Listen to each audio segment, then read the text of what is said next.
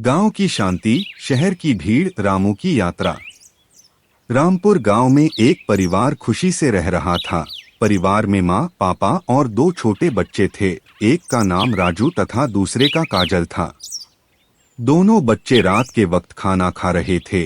पापा ने कहा कि कल शहर जाना है और इस बार वे बच्चों को भी साथ ले जाने की बात कर रहे थे।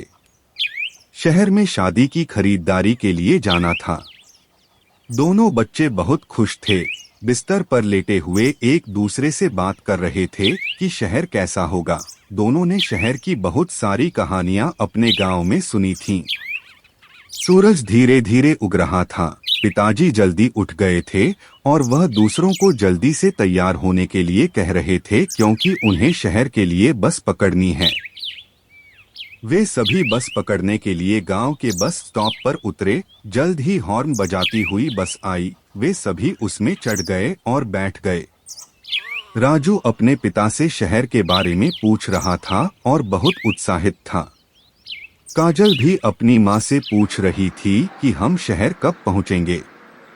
जैसे जैसे बस आगे बढ़ रही थी, सड़क पर भीड़ बढ़ती जा रही थी और बहुत शोर हो रहा था।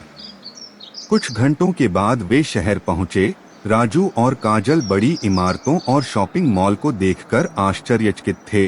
उन्होंने ऐसा कुछ कभी नहीं देखा था। हर जगह भीड़ थी। लोग बस भाग रहे थे और भाग रहे थे। राजू ने सोचा कि वहां गांव में कितनी शांति है। वे खरीदारी के लिए एक दुकान पर पहुंचे। माता पिता खरीदारी में व्यस्त थे, जबकि बच्चे यह देखने के लिए उत्सुक थे कि प्रत्येक चीज एक ही स्थान पर कैसे उपलब्ध है।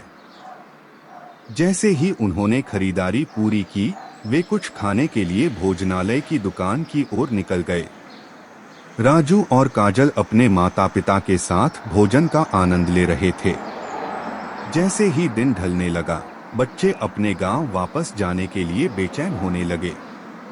शाम के समय भीड़ अधिक हो रही थी। उन्होंने बस स्टेशन जाने के लिए ऑटो लिया। रास्ते में उन्होंने बहुत सारी इमारतें देखीं।